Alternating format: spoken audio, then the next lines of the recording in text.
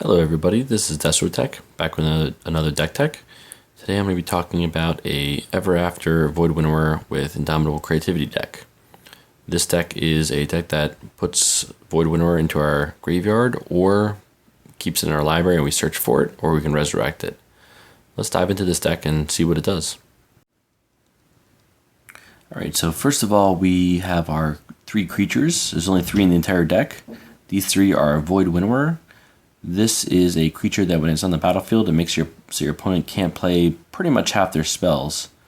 Now, sadly, there are a lot of removal spells that are 3 mana or 5 mana, so it does have a weakness, but we can generally get this out on turn 4, in which case it can shut down about half of our opponent's library or cards in their hand. So this card is a really great creature to pull out, although there are some other creatures we can do, and I'll talk about those later as possible deck upgrades.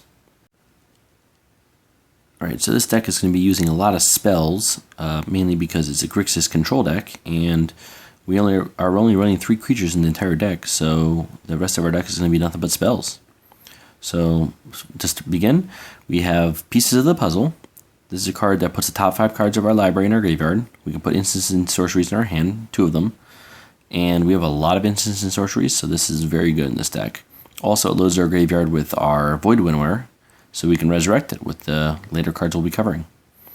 Indomitable Creativity is the idea for the deck, and mainly that is to sacrifice tokens that we will create, which I'll go over in a second, and we destroy those tokens, and then we reveal cards from the top of our library to reveal a creature or an artifact. We have no artifacts in this deck, and we only have Void Winnower as a creature, so it's 100% guaranteed we will get Void Winnower in this deck when we use this card. This can be a turn 4 play because it's 3 red and X, so we just do X for 1, target one of our tokens that we create, bam, Void Winnower on turn 4. That can be really hard for the opponent to deal with if they don't have removal. Like if they're playing black or any kind of deck that uses black, we have a pretty big problem because they can instant remove it, like Murder or Disintegration. But otherwise, other decks will have a really hard time getting past that, especially burn decks, or even decks that don't even have any removal, right? Black and white does have exile effects, so that is one thing we got to worry about. Anything with black, we got to worry about. But the rest of the decks, we're pretty good against. Once we put creatures in our graveyard, the Void Winnowers, the Rise from the Grave or the Ever After is very useful because it resurrects them and brings them back to the battlefield. The Rise from the Grave is good because it's 1 mana cheaper and it can target our opponent's graveyard as well. And we have a lot of removal in this deck, so when we remove our opponent's creatures from the battlefield and then we bring it back with Rise from the Grave, that could be a huge play. And I've had a lot of success with Rise from the Grave. Although Ever After is also better because it resurrects 2 creatures, but it's only from our graveyard. So yeah, I generally run 2 and 2, or sometimes I run 3 of the Rise from the Grave, 1 Ever After. So you can kind of mix and match these however you feel. If you feel like your opponent's playing good creatures, Rise from the Grave could be better. But if people are playing lots of like little weenies, Ever After is better generally because the value. Lastly, we have Call the Bloodline. This card is extremely useful in this deck because it does 2 things. One, it's first of all, it's a turn 2 drop, which turn 2 we typically don't have much we can do. And then first of all, it can put a 1/1 Vampire Node token in play, and we can sacrifice that with the Indomitable Creativity to get out the Void Winnower. So we're sacrificing a 1/1 token that does nothing, right? Just a 1/1 lifelink, and we put out a 9/9 Void Winnower. That stops half your opponent's deck from being played. Huge play. Also, this discards a Void Winnower into our graveyard, which we can then resurrect with the before mentioned cards. So this card plays a double play in this deck. It is extremely useful in both ways. I was trying to play test other ways of doing it, like cards that draw cards and you discard 1, or counter target spell, discard 1. But overall, this fulfills exactly both of what we're looking for in this deck, which is resurrection and Indomitable Creativity sacrifices. So this card has been an all-star in this deck, and I think that this card is really overlooked in anything with Indomitable Creativity. Great way to create tokens. You can start doing it from turn 2. Just fantastic card. I would definitely recommend if you play a deck like this, just run this card.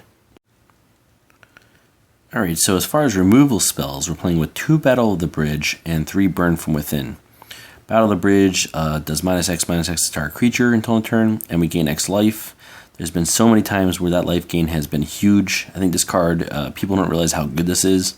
Once you play with Battle of the Bridge, you realize just how powerful that is. It not only is a hit point swing, but also destroys a creature by -X/-X. A lot of creatures that it can be really useful against, that if you have destroyed target creature, maybe it's not good enough, the -X/-X can get past indestructibility and such, like Yahenni. So, really, really good card. Also, we have Burn from Within. Also very good at removing indestructible creatures. But mainly I use it against Scrap Heap Scrounger, because that card is seeing a lot of play right now, and everybody's using it, and the recursion is just so annoying. I've died to it numerous times because they keep bringing it back with all their weenies they remove from the game, and they bring it back. Just exile their creature from the game. Burn from Within, fantastic. Also, you can burn their face when they're low on life. That really works in this deck. We have a lot of land, so we can do it. Here we have Disintegration, Unlicensed Disintegration. Played in almost every deck that runs black-red. No, I think if you play black-red, everybody runs this. But this is just destroy target creature, instant speed. They take 3 damage if you have an artifact. We do have ways of getting artifacts, even though we're not running artifact creatures or any kind of artifact besides that. But we do create artifact tokens, which I'll get to. And this will just do destroy target creature is the main focus we're looking for here. But if you do 3 damage, that's fantastic. It can also redirect that damage to the planeswalkers they have. So this can be good in numerous ways, which is why everyone's playing it. Probably the best card in Standard right now, so gotta play it. Alright, so here's one of our token creations. This is Metallurgic Summonings, which creates an XX colorless construct whenever we cast an instant or sorcery, which we have a lot of in this deck. And so this is how we get our artifacts, or this is also how we can get more tokens to sacrifice to the Indomitable Creativity. Basically, we put this out turn 5 as soon as possible, and then just try to hold off on casting our spells. Now, if we need to defend ourselves, we cast our spells early game. But otherwise, let's cast this out turn 5 and start getting some big ass Metallurgic Summoning colorless constructs. It's a good card to play with. I've been having a lot of fun with this card. I would definitely recommend people try it. Here we have 3 Lilianas. These are our Planeswalker suite here. We are running 3 Planeswalkers that are black. All Lilianas, because 3 I find to be the optimal number, because you want to pull 1 per game. I find that 3 in a deck will give you 1 per game. Great in your opening hand. Weakens creatures so they don't kill you as quickly, and they're probably going to be attacking her, which is even better because you're not taking damage. So you want to redirect that damage to her, so when they attack, they're probably going to swing at her. She can also kill weak creatures, such as Selfless Spirit or anything like that. It can kill them. She can kill them. So that's really, really huge. I love this card. Would play it all day. Since we have black as our cornerstone of our deck, being Grixis, definitely 3 of these. Her -2 ability is not extremely useful, although there have been times where I have used it in order to put the Void Winnower in my graveyard. If I know that I have a Rise from the Grave or something in my hand, I will put cards from the top of my library into my graveyard. If I hit a Void Winnower, then on turn 5 I can cast the Rise from the Grave and get a Void Winnower. So this can help to double down on our ability to get Void Winnower out in time. Here we have 2 Chandras. This is our only red Planeswalker, and she's just really good because she can not only mana ramp, which we might need to do if we need to cast an Ever After, or if you even want to hard cast Void Winnower, which sometimes you need to do, because sometimes you just don't draw the Call the Bloodline, or you just want to play it from your hand. You can do it.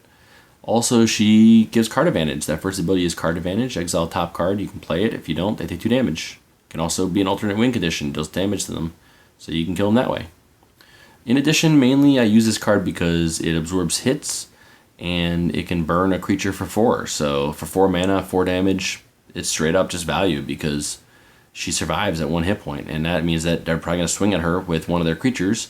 She has 1 hit point, and I doubt their creatures have 1 power, so they're probably going to be wasting power just to try to kill her. So absolutely play her. She does everything we want to do in this deck. Alright, for our land base, we're running 26 lands, 5 mountains, 2 swamps, and an island. And then we're running 4 Foreboding Ruins, because we typically will have a swamp or mountain in our hand. And this is great for mana fixing. Spirebluff Canal, great because on turn 2 or 3 we can start doing removal. So getting this out early game and untapped, fantastic, great card, love it. This is Choked Estuary. You can reveal a swamp or island from your hand, comes into play untapped. Otherwise, it comes to play tapped and adds blue or black. Yeah, it's good for mana fixing. Here's a Smoldering Marsh, 4 Smoldering Marshes, and 4 Sunken Hollows. They do the same thing. They are island swamps or mountain swamps, and so that works well with the Choked Estuary, but also the Foreboding Ruins. And both of these come into play tapped unless you have 2 or more basic lands. We're running a grand total of 8 basic lands here, so yeah, sometimes it'll happen. But mainly it's just for the mana fixing. Even if we're a turn behind sometimes, that's okay because we're a slow control deck, so we have early game removal, and especially with the Spirebluff Canal, we typically will have enough to remove stuff on turn 3. So, or we can do pieces of the puzzle. So, yeah, this is a pretty good land base. 26 lands, I wouldn't run any less. You might want to run 27, depending on how your deck is. We have a high casting cost generally for a lot of our high-end spells, turn 5 being the ideal number. So, yeah, this is a really good land base, and I've had great success with it. Here's our sideboard. We're running 2 Thing in the Ices, because we have cast a lot of instant sorceries, so we can trigger this, and it flips to make all the creatures on the battlefield return to their owner's hands, besides Thing in the Ice, and it becomes a 7/8. So, great early game blocker, and can bounce all their creatures. I'm running 4 Disallow, because sometimes we need to counter some stuff. We're playing blue in our deck, because we're Grixis, so just having Disallow, which is pretty much the best counter spell, possibly one of the best counter spells ever, by the way. It's 3 mana, but can counter pretty much anything they do. This can be so important. So I love this card. Fantastic. I was lucky enough to get a foil promo one. So yeah, definitely going to play 4 of these. Great card to sideboard in, especially against control decks. But sometimes you just need the extra counter magic. So there it is. Playing 2 Lost Legacy. I kind of want to play 3 or 4 of these. And you can tweak your sideboard however you need. But this is good at stopping any kind of combo deck that does not use artifacts. Such a deck would be Mechanized Production, where they create a bunch of tokens and win the game. This can be good at stopping that, or just naming key cards. Can also work against Marvel decks and any kind of ramp deck that uses Ulamog, because you can name Ulamog and remove it long before they get it. So Lost Legacy, I still think, is a really good card to have in your deck at this in the current standard for your sideboard card. I mean, here's Furious Reprisal. I did not think this was good at first, but actually recently I've been thinking it's quite good because a lot of people are playing the vehicle decks, and this is extremely good against the vehicle deck, or Scrap Heap Scrounger, or Selfless Spirit, any kind of spirit deck even. 2 damage to 2 different targets, fantastic. It can hit a player, so you can redirect it to the Planeswalkers.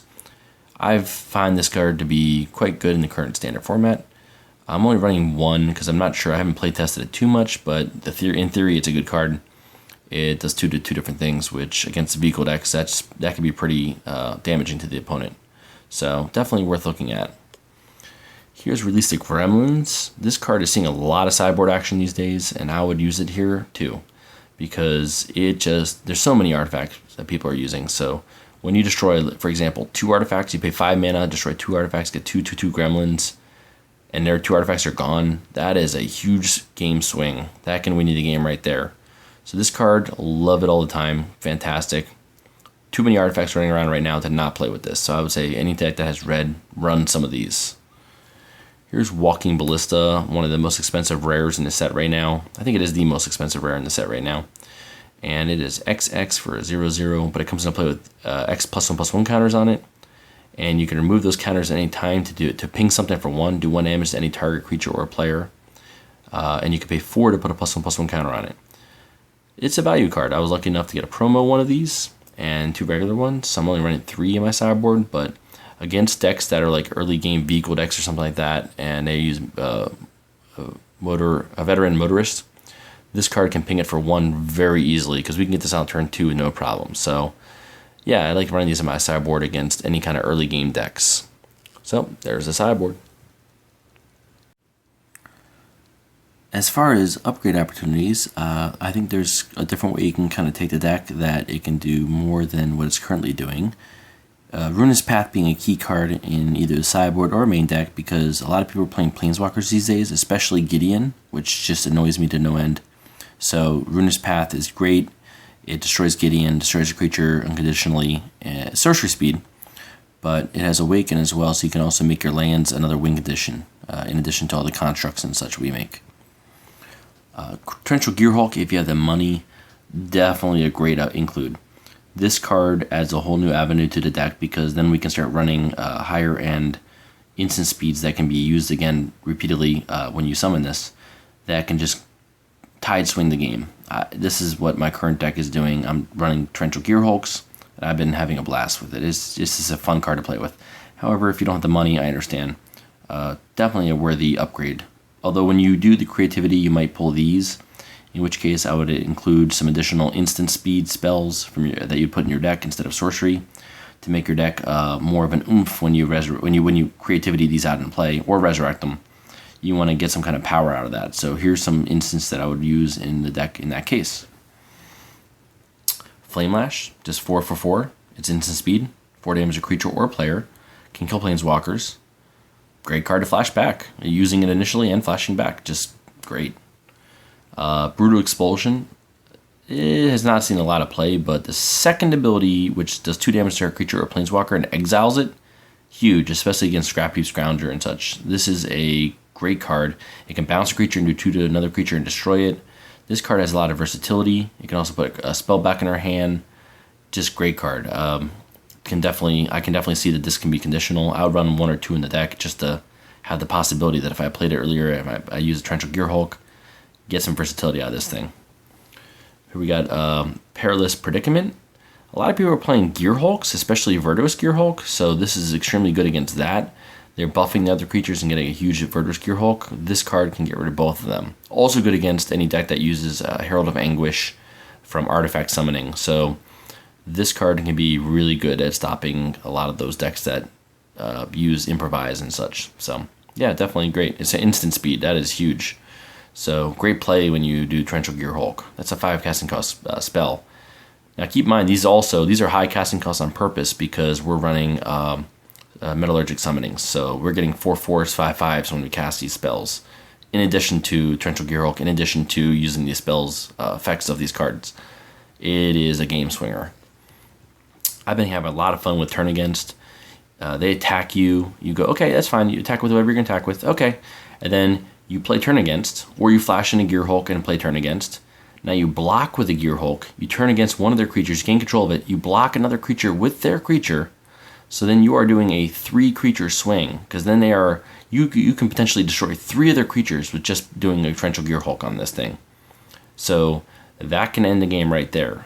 Just clean up their board, and then you got Torrential Gearhulk on your side. So instant speed, gain control of a creature, great. I would definitely recommend testing this card out. It's even good even without Torrential Gearhulk. You just play it initially, it can completely catch your opponent off guard.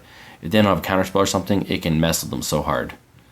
Lastly, Confirm Suspicions, 5 mana casting cost, counter target spell. Again, we're trying to aim for a high casting cost because we're playing Metallurgic Summonings. And investigates 3 times. Card drawing is great late game. We run out of hand. We don't have any card draw in this deck, so this card can draw you cards. I typically run 2 of this when I play the Gearhulk, because when you play the Gearhulk and you Confirm Suspicion something, when you play the Gearhulk, that can be, you counter the spell, you get a 5/6, and you investigate 3 times. Next turn you can draw those, or even that turn you can draw those, depending on how much land you have available. That is like refilling your hand and having a board state, and your opponent didn't cast that spell. That is so amazing. It feels so satisfying when you do this, by the way. So yeah, these are some great upgrade opportunities here I would recommend for this deck. If you like it, test it out. Another version of the deck that I play tested was to somehow have white in here, and then try to summon Bricella with Bruna and Gisela. We have so many Indomitable Creativities and Resurrection effects that this is very easy to pull off, but overall then we become a 4-color deck, and that's much harder to run. But it could definitely be possible. Let's see what Bricella looks like. Ta-da, here she is. So this is Bricella. I was trying to go for this because I wanted to have Bricella and Void Winnower on the battlefield at the same time. I was trying to find as many ways as possible in Standard to make it so my opponent can't play their spells. So this makes it so their opponent can't cast spells with converted mana cost 3 or less. Void Winnower makes it so they can't cast even converted mana cost spells. So these 2 cards together, and by the way, most removal spells are going to be 3 mana or less. So 2 and 3 being the key numbers. This plus Void Winnower means your opponent probably loses, although either one of them could probably make your opponent lose. So this being the more powerful of the two actually, but it's just hard to run white. I just really wanted to play this. Nobody plays this, so playing Bracella. Oh, that feels so good. Alright, well that about does it for this deck tech. If you like this Grixis control deck that resurrects creatures and does Indomitable Creativity, then go ahead and click the like button, and you can leave comments if you wish to talk about this deck. I love talking about it. I'm still experimenting with it. I just used it at Games Day, so I've been having a lot of fun with Grixis Control. I think it has a lot of potential, and we'll see what kind of cards it gets in Amonkhet. Also, you can click the bell on the right side if you want to receive notifications of more videos I upload. I'm going to try to do more game-related videos, especially Magic. And also, you can watch my other videos. I posted a whole bunch of videos of unboxings and other deck techs. Well, thanks for watching, and have a great day.